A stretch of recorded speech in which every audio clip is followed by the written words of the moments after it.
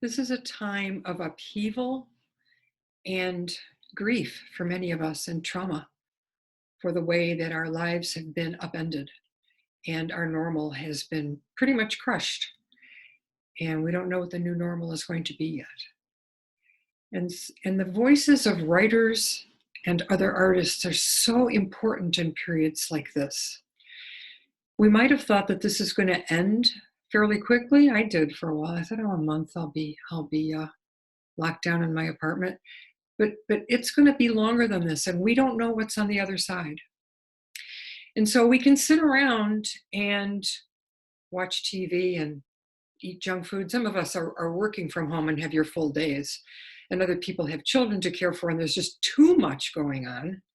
And others of us are just kind of vegging out, thinking, well, I'll take a little vacation here, and this will end soon. But it's not going to end soon.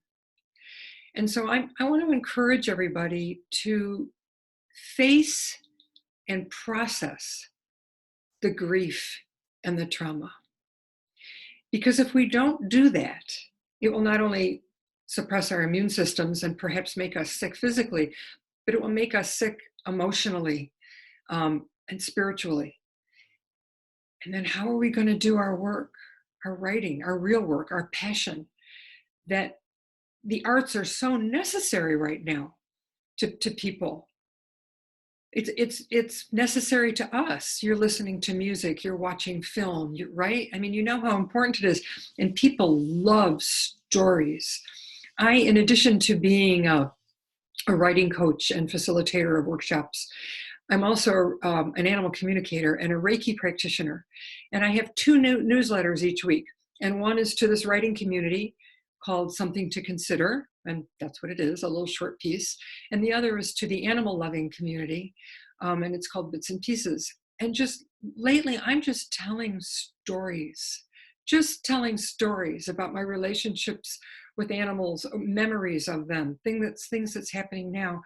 And people just love it, and they're contacting me and telling me how calming it is and how centering it is. I may not use those words, but just how much they appreciate hearing these stories. People love stories, and stories help us all to heal.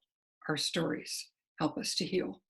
And so I want to encourage everybody, we can't do this if we're in denial about what's going on, that our lives are being upended and that we are in a traumatic situation.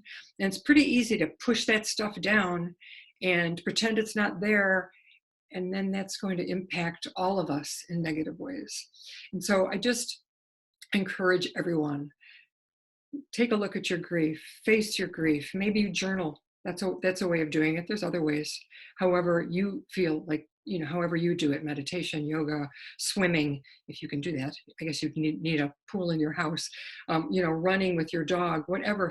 Face what's going on and find your new normal for now.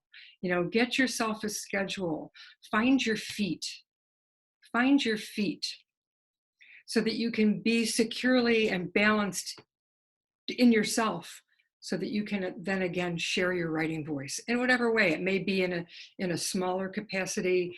You may just be writing things for your friends, for your family, blog posts, whatever, just to spread joy or analysis. It doesn't all have to be happy. But I just encourage you to do that so that we don't get silenced by our grief. Okay? Happy writing.